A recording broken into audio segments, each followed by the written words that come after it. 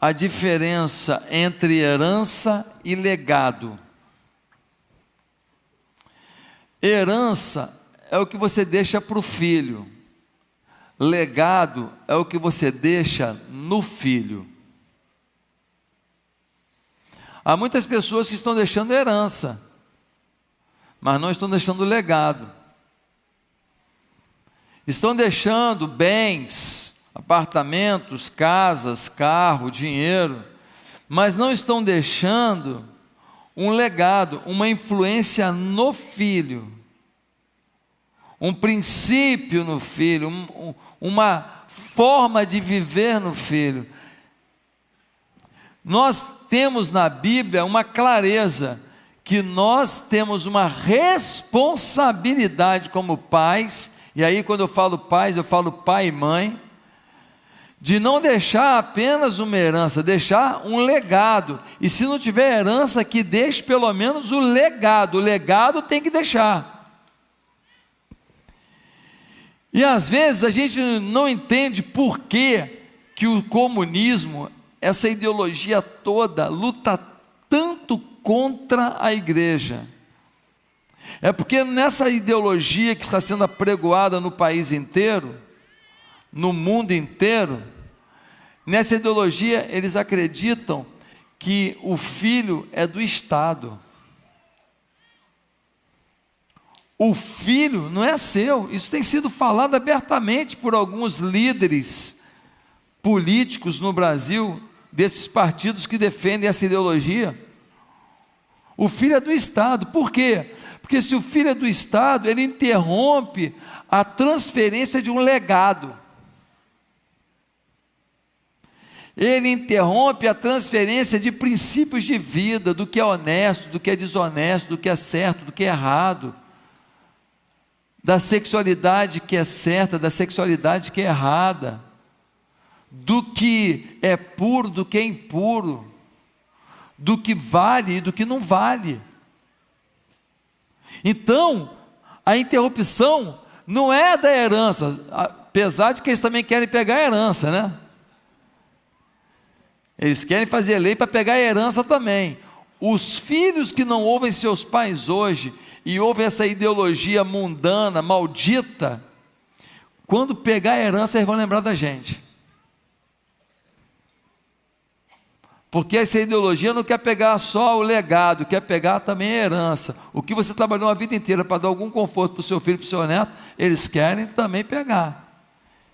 Isso está acontecendo no mundo inteiro, não sei o que estou inventando, é só você olhar para os países aonde essas ideologias foram abraçadas. Então hoje, nós precisamos aqui com muita atenção entender qual é o legado que nós pais estamos conseguindo transmitir aos nossos filhos. O sonho de Deus é que o legado seja um legado de moral, de ética, de integridade, de pureza de coração, de honestidade, de trabalho, de temor a Deus. Mas o filho do fulano, ele não fez isso. Eu não estou falando de como o filho vai reagir. Eu não estou falando do rumo que o filho vai tomar. Eu estou falando do que você vai deixar. O legado você deixa, o filho pega ou não. O legado, você precisa ter convicção de que você está deixando. O filho aceita ou não. Você não tem domínio sobre quem vai abraçar o legado que você deixou. Quem está entendendo? Eu conheço pai trabalhador que o filho é preguiçoso. Você vai dizer o quê? Que o pai ensinou o filho a ser preguiçoso? Você vai falar o quê? Eu conheço pai que nunca fumou um cigarro, nunca bebeu uma bebida alcoólica, e o filho fuma maconha, cheira cocaína, bebe cachaça. É o legado do pai? O legado tem a ver com o que você está transmitindo. E nós precisamos transmitir princípios de vida com temor a Deus. E isso tem que ser intencional, e isso tem que ser espiritual. Você tem que ter uma intencionalidade de fazer isso. A minha geração, Quem tem mais de 50, nós tínhamos uma convicção de que nós tínhamos que colocar nossos filhos nas melhores escolas para passar por uma faculdade pública e conquistar os melhores empregos, sim ou não?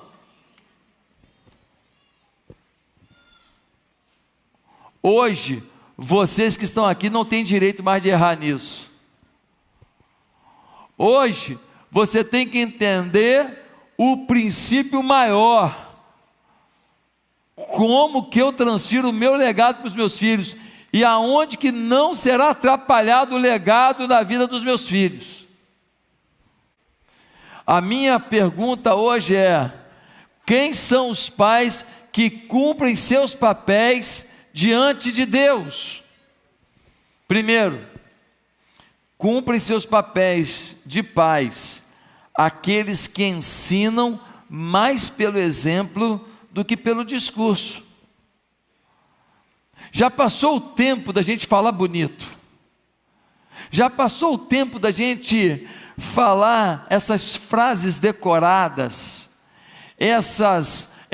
esses ditados que a gente aprendeu com a nossa avó e que a gente fala ainda que não vivendo. Já passou do tempo da gente achar que a nossa palavra de convencimento é suficiente. Um dos problemas da sua vida é que você reclama demais, você critica tudo, você critica a comida, você critica a louça, você critica o banheiro, você critica isso, você critica aquilo, é o tempo inteiro criticando tudo, você murmura demais. Como que alguém que murmura demais vai ter grandeza de visão? Como que alguém que se detém na pequenez das dificuldades vai conseguir perceber a grandeza das oportunidades? Você se vitimiza demais. Quem fica o tempo inteiro dando a sua boca para se lamentar do que viveu, do que perdeu, não consegue olhar para frente e pensar no que tem a conquistar e viver. Ele é um homem íntegro, um homem inteligente, um homem trabalhador, é um homem que se desvia do mal. Jó não anda nessas rodas onde só tem gente falando de mulherada, de homizada, de noitada, de pegação, de tipos de vinho para você melhorar o seu repertório. Não, Jó fala de coisa que vale a pena.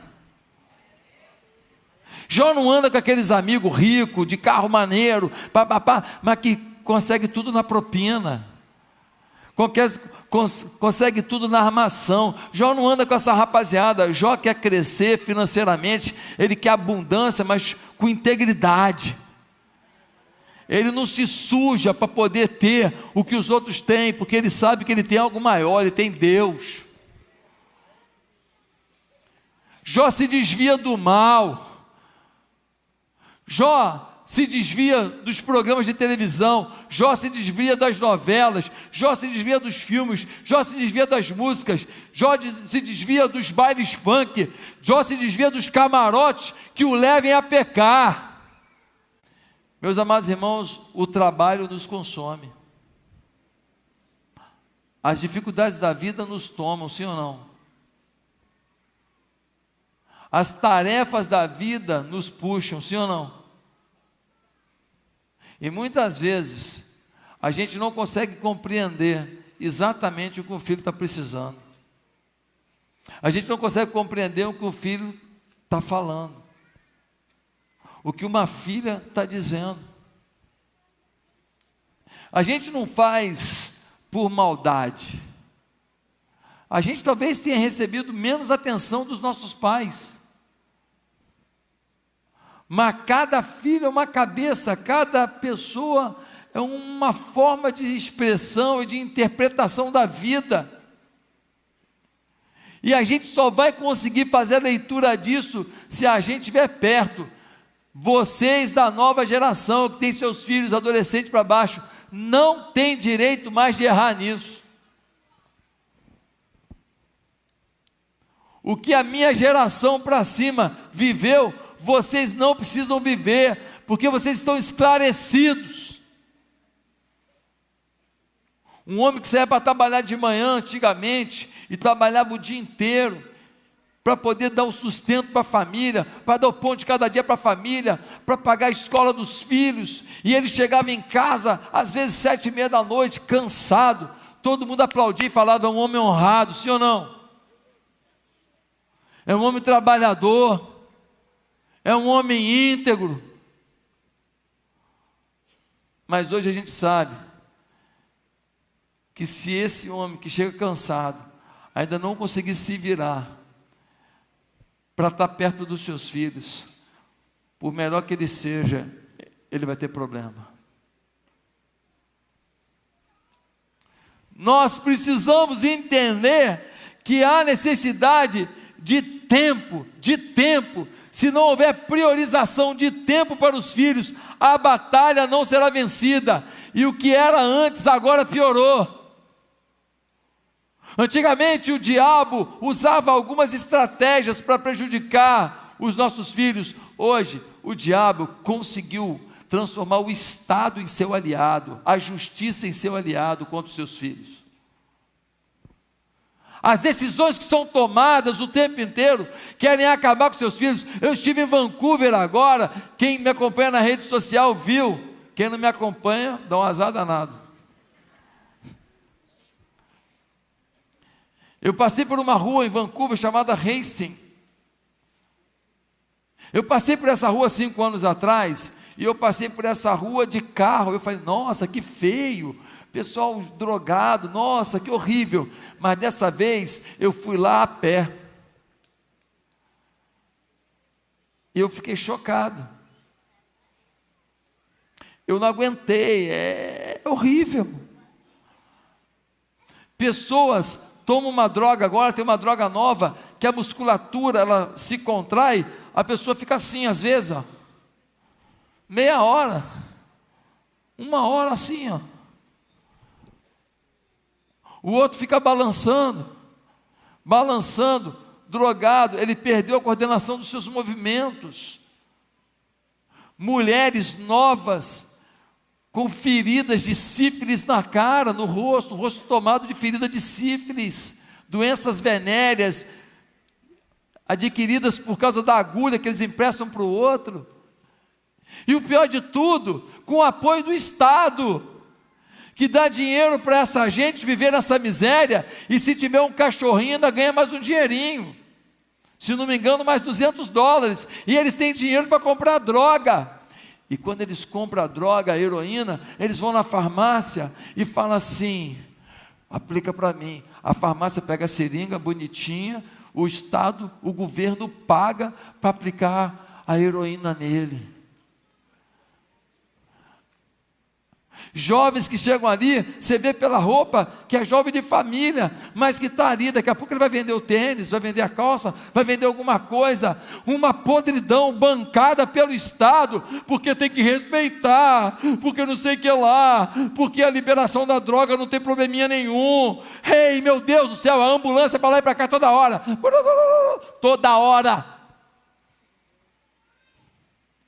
o jogo é pesado. Dê tempo aos seus filhos, priorize os seus filhos. Nós não podemos mais errar nisso. Está claro hoje que existe uma armadilha total do Estado contra a sua família.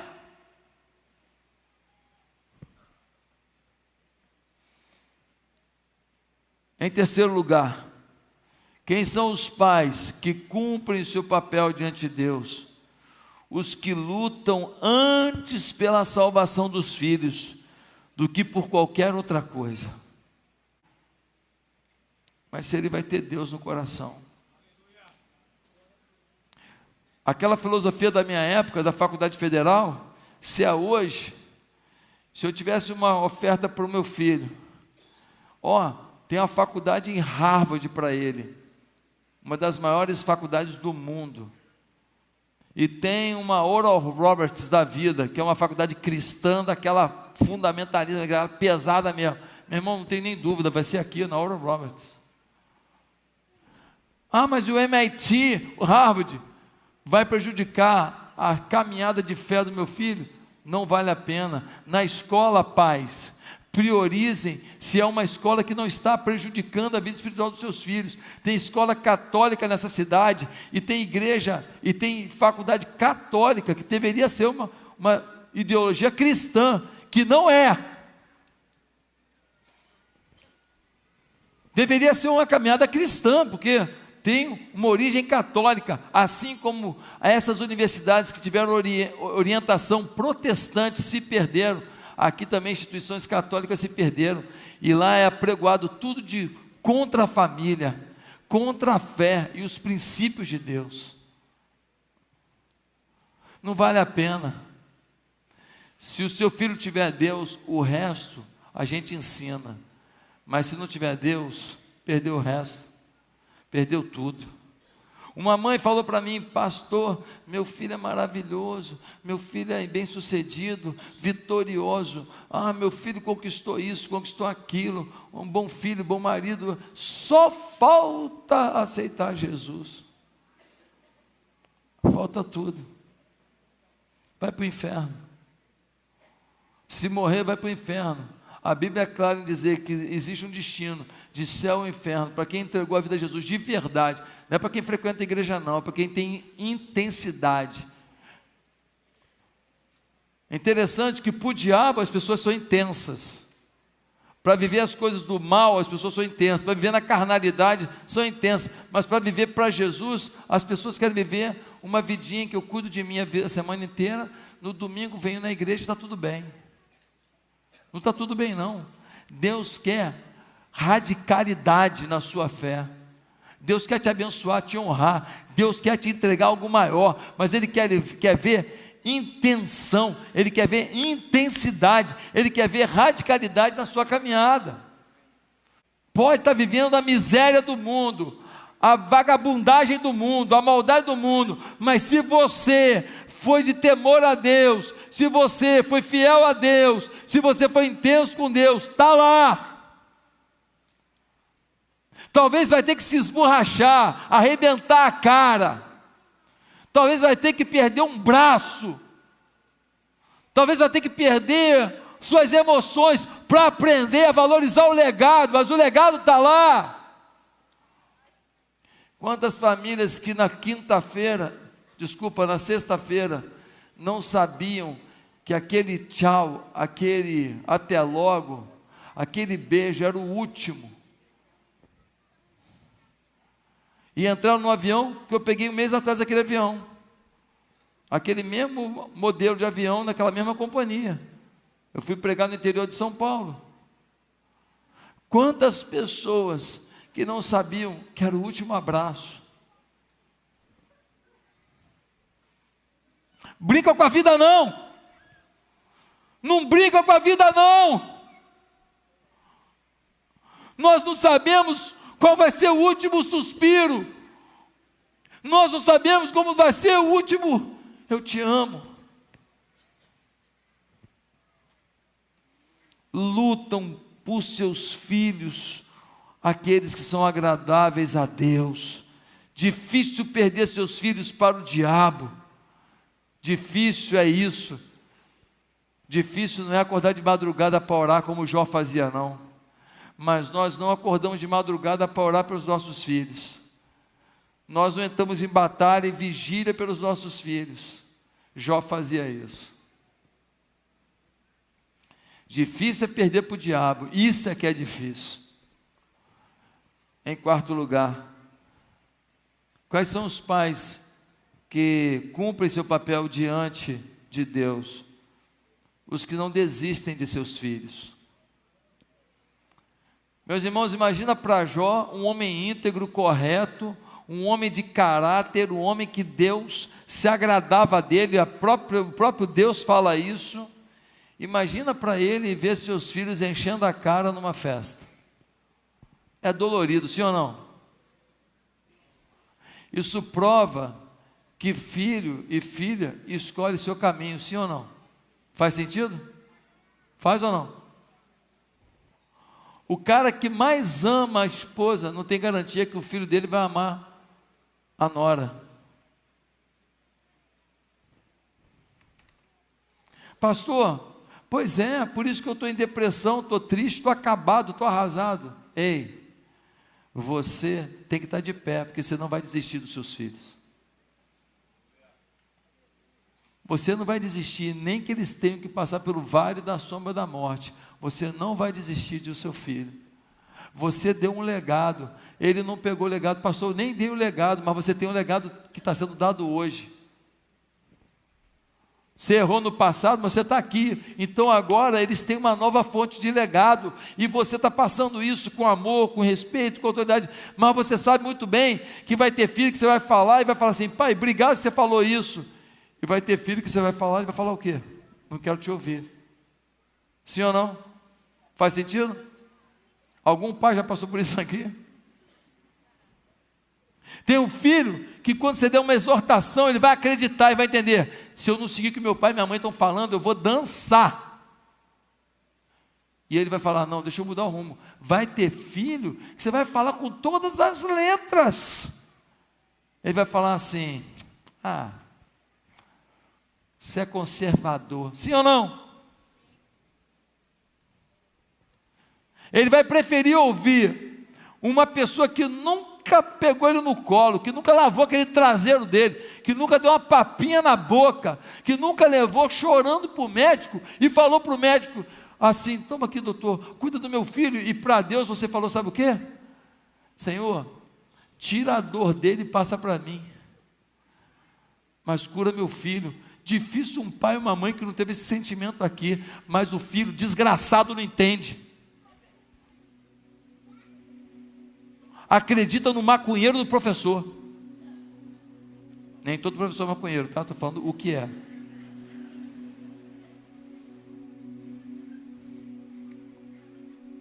Acredita no pilantra das aplicações aí dos bet da vida aí, que fica se expondo na internet, comprando carro, comprando sei o que lá, sem vergonha, que só tem uma legislação para fazer isso no Brasil, porque tem gente comprada com certeza, está acabando com as famílias. Pastor, a minha filha casou com um cara da boca de fumo, está lá, está se drogando, se prostituindo, minha filha, pastor, irreconhecível. Ei, não desista, continue orando, clamando a Deus, dê amor, presença, e confia que o Deus Todo-Poderoso vai chacoalhar o coração, e vai fazer esse filho entender que você ama de verdade, que você ama para valer, e que o mundo não ama, mas você ama.